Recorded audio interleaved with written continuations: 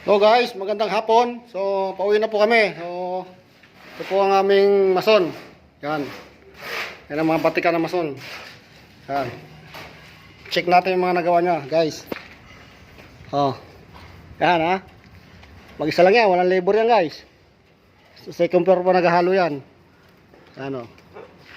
Oh, sino nalaban diyan? Walang labor diyan. So, ako naman, guys. So, flex ko lang. Oh. Pinto, pangatlo yan dito sa taas, sa second floor, CR. Yan, pangatlo. Tatlo po nagawa ko.